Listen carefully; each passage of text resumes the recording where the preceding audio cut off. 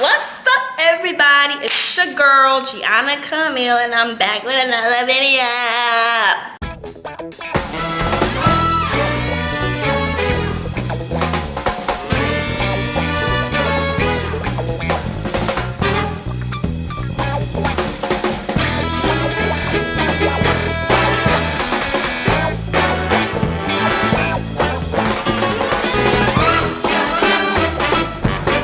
Today's video is going to be the first video in a new series that's going to be called Acting 101 with Gianna Kamille. For those of you that do not know, I am an actress. I am a professional actress. I've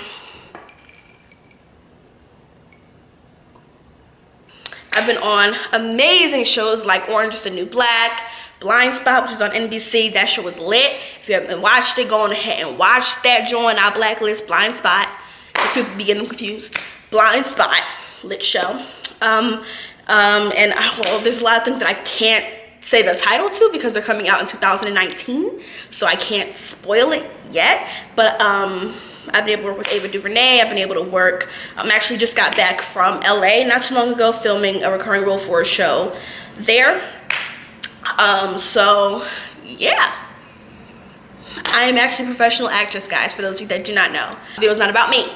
This video is about you, because I'm a firm believer that we don't reach success and we don't achieve things for ourselves. We do it to help other people. So, how to get started in acting, in entertainment, in modeling. How do you do it? How do you do it? I'm here to help. So be sure to watch to the end of this video to get the information that you'll need. So first and foremost, if you're trying to get established or started in acting, today's video is going to be like about acting, just because that's one thing I know like back of my hands, honey. If you want to get started in acting, first thing you need, boo, get you some headshots. Just basic things that you need. You need a headshot, you need a demo reel, which for me, my demo reel really helps me. And you need to work on a resume. Now, even if you don't really have anything to put on a resume, put, you know, trainings that you've done, classes that you've taken. Be sure to look up anything that may be filming in your area. I know that for Philadelphia, we had this thing called film.org, where there's a whole bunch of different film and television projects in Philadelphia that we can audition for and things like that. I mean, none of them are like mainstream, like on like networks or anything, but it's good to put on your resume. So look for student films, things like that, just things to put on your resume. And listen, train. Have to constantly be working on your craft, because listen, if you don't use it, you lose it. Use it or lose it, ain't that right? So you have to continuously be grooming and, you know, nourishing your gifts or nurturing your gifts. User. So you definitely need to get a headshot. Now, headshots can change from coast to coast of what's acceptable, but when I was coming up, like I'm old, when I was getting started, they needed a commercial headshot and a theatrical headshot, which is a commercial headshot is a little bit softer, a little bit happier, you know. When you look at a commercial, you don't see like super people in commercials, whereas though your theatrical is more like a dramatic, if you were to play a very dramatic role, like how you would look, you know. So I had, you know, my chill and my serious and my cute and my serious things. I'm gonna try to insert pictures right here if I can. I'm trying to insert pictures of my headshots, my old headshots. And I went to performing arts school, so that helped me a lot as well. But even before that, I was already training. I was very passionate about what I do. So but going to Kappa, which is where I went for high school, really helped me. So what you need a headshot. Well, headshots. Character shots are not necessary. Character shots are just kind of headshots or pictures that you have, you know, as different characters that you think you're the type for, like school student or this or that or doctor, stuff like that. I don't really hear about people using character shots anymore, personally. So, but I think character shots are cool. I think they're awesome. So after you get your headshots, you need to work on your resume. Even if you don't really have anything to put on your resume, just start your resume off with like the training that you've done. You have to train. If you have nothing to put on your resume, you better have some training on there. Because if you don't have anything else to show for the fact that you can act, that's a problem. So any trainings that you've done, any plays that you've done, even if it's high school plays, whatever, anything that you can put, and then you need to soak up that special skills section. My resume, I always have like special skills at the bottom, things that I can do that may not fall into categories on my resume. So if it's not a film or TV credit, then I put it at the bottom and I say, oh, I'm able to read a teleprompter, or I'm good with kids, I'm good with animals, stuff like that. Good with kids, good with animals, valid passport, ability to do any Beyonce choreography on cue. Because I can actually do that. Any languages that you speak, any dialects or accents that you can do, special skills, soak that thing up. Even if it's the weirdest thing, if it's I can juggle, put that down now. If it's best pole dancer ever, put that down there. Because even if they don't like book you for that role, it's a great conversation starter. It's a great conversation piece when you come into the room, like, oh, I see you can juggle. Yeah, I can juggle. Or, oh, I see you can do origami. Things like that are really, really intriguing. So make it pop. Make it pop. Beyond that, you need to get a demo reel. Now, well, not a demo. I keep saying demo reel like I'm a singer, an acting reel. Now, for some actors, they don't really have an actor's reel just because they don't have any work. An acting reel is a collection of your work thus far. A lot of people don't really have acting reels because if you're starting out, you don't have any work. So what I ended up doing, what I did is, listen, I had me a camera. Well, I had a friend who had a camera, Mr. Tyreek. And he was really cool. He's a really good person to film. But even if you don't have anybody, listen, if you got your phone, at these days, you don't even need a camera. If you got a good iPhone, that's all you need. But even if you just record yourself doing a comedic monologue, a Shakespeare monologue, and a dramatic monologue, that could be good to go on an acting reel until you get work. That's just showing people what you can do, showing people your range, showing them. And an acting reel should not exceed 2 minutes. Preferably should stay within like the 1 minute-ish range, a little over 1 minute, because let me tell you something. Casting directors, producers, they see a whole lot of people all day. They don't feel like seeing 5 minutes of you. I'll tell you that right now, they're probably gonna turn it off. So you definitely want to make it cute, short, sweet, to the point, and make sure that in that time you can show them your range. So I did one. I did a monologue that was very, very emotional, and I was crying. It was very, very deep, and it was very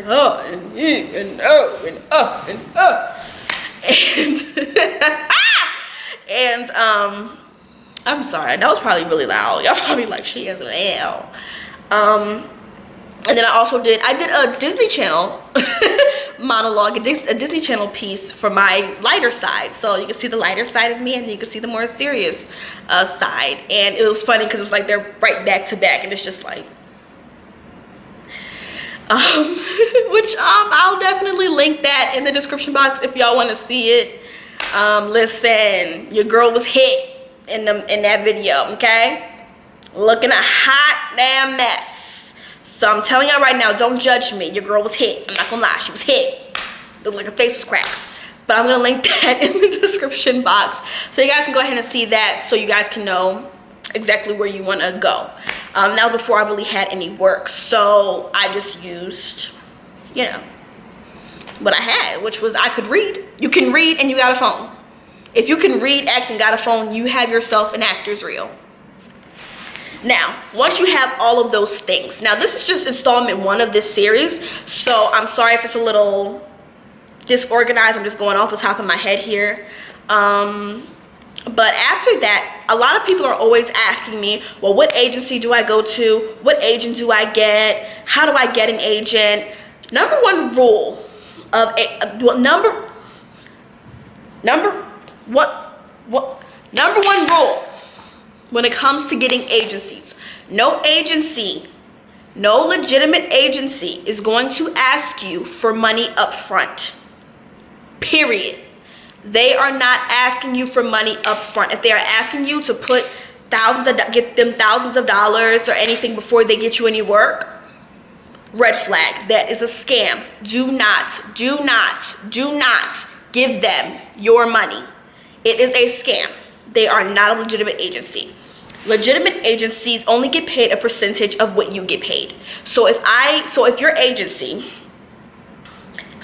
agent and I send you out for an audition and you go to the audition and you book it and you go to set and you film it, when you get that check, I'm entitled to a percentage of that. So I only get paid a percentage of what you get paid. I do not get paid anything out of your own pocket. I get paid a percentage of what you get paid. So any legitimate agency or management firm is going to get paid a percentage of your check from the work that they get for you. They are not entitled to a dime of your money outside of that.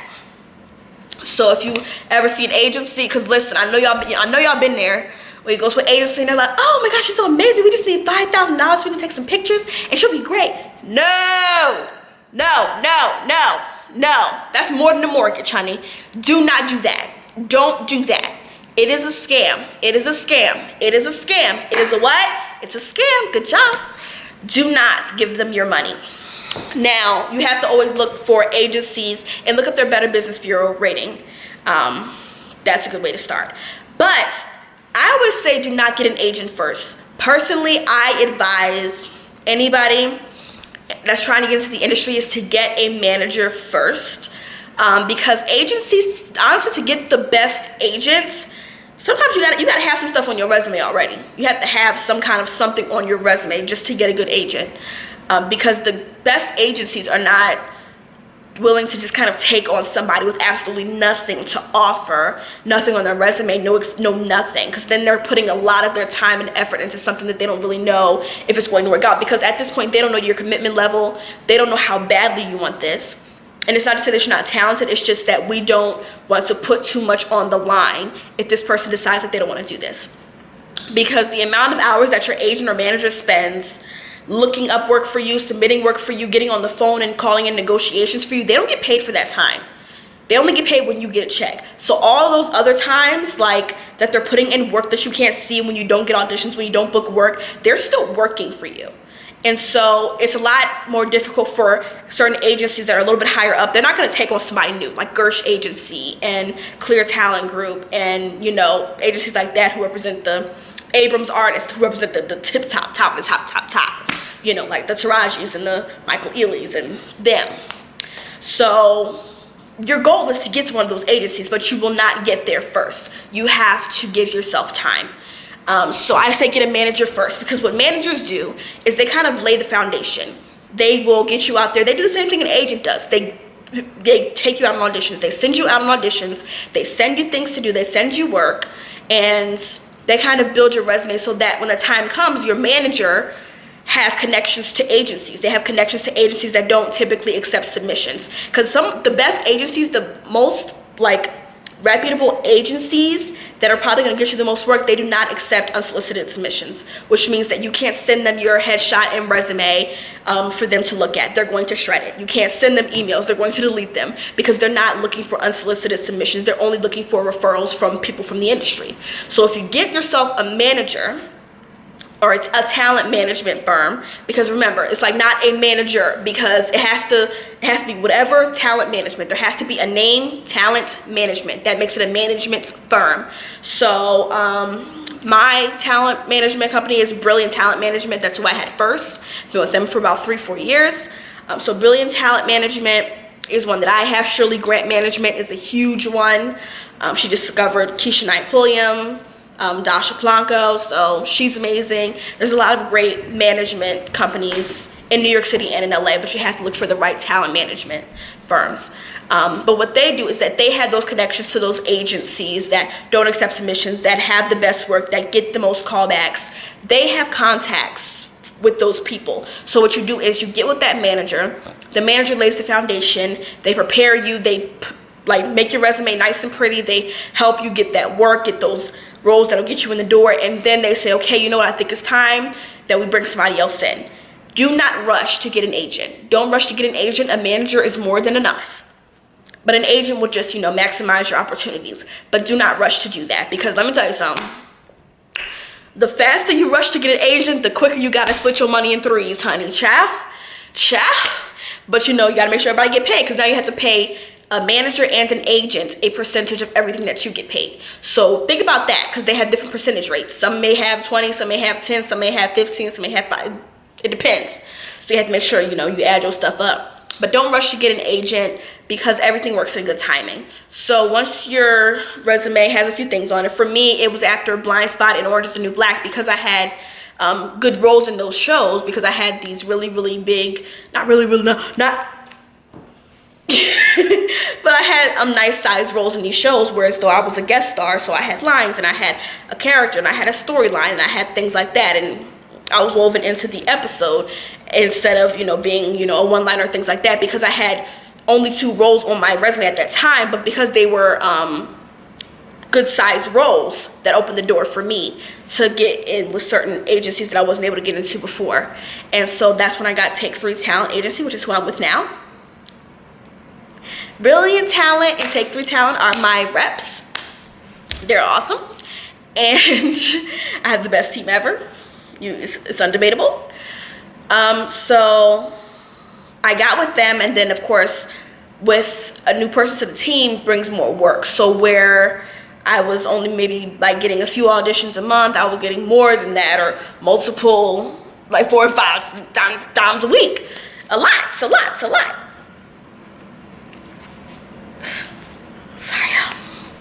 it's a lot. So I say get a manager first and look for a reputable management firm, a talent management firm. So like if you can even go on your go into Google and just look up talent management in blank, or blank talent management, just wherever you are. If you're in Atlanta, Google Atlanta talent management, or talent management in Atlanta, or talent management in New York, whatever, but look up talent management. That's going to get you in the door, because your manager is going to connect you to the agencies that you want to be a part of, and then you'll have 2 people on your team, so you're going to maximize the amount of work that you get. Yeah.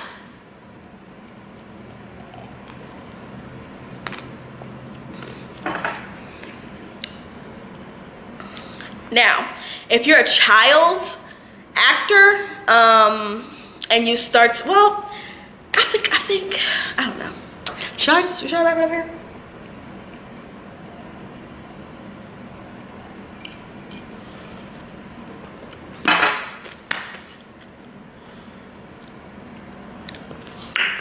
Sorry guys, everything is like so disorganized, because I just kind of decided to do this video and it's all out of whack, and it's just not organized, because I'm going off the top of my head. But basically what you need to get started in this industry, I'm gonna run it back down for you guys. You need a headshot, you need a resume, you need an actor's reel, and you need a manager.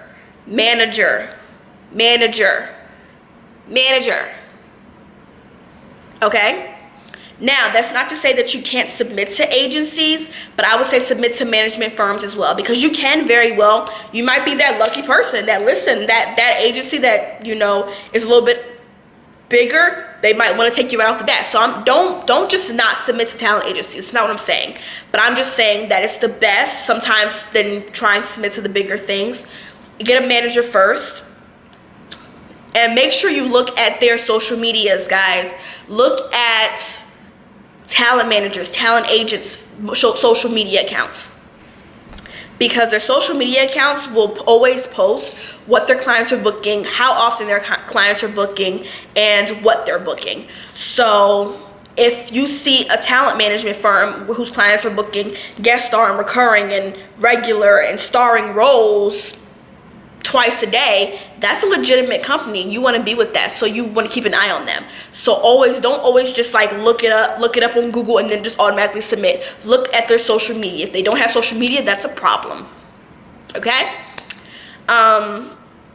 Yeah, so you can submit to talent agencies, but definitely always get a manager first. Your manager is going to always kind of be that in between you and your agent. Sometimes your manager knows you a little bit better. I know that's the case for me because my manager and I have been together for 4 years, and me and my agent had just got on board like a year. I just joined them a year ago, so you know, it's kind of like my manager is sometimes the bridge between the two. So I would say get yourself a manager first. I will definitely try to link in the description or list in the description some talent management firms that I know of in New York and LA, because those are the only markets that I know. I'm sorry for everybody else who don't live in New York and LA, but just to give you an idea, just so you can go to websites and get an idea of what a reputable talent management firm looks like.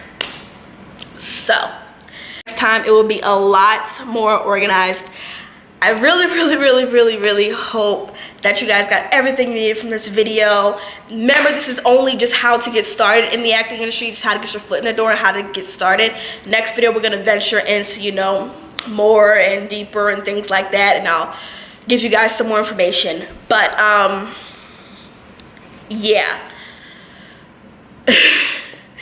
Sorry guys if this was so unorganized, but I hope you got what you needed from this video. Be sure to leave me some comments down in the comment section. Leave me some comments. Definitely keep me updated on whatever you guys got going on. You know, follow me on my social media, Gianna_Kamille. It's in the description box. And, you know, DM me, comment, whatever. If you have anything to share, if you have any questions, if you have any questions, please follow me on all my social media, Gianna Kamille on all my social media. All of it is the same. And DM me questions, concerns, whatever. Whatever you need. But yes, please keep me posted, guys. And if you have any questions, please hit your girl up, okay? Please hit your girl up and let me know what you guys are thinking, what you guys need, and what you guys want to hear more of.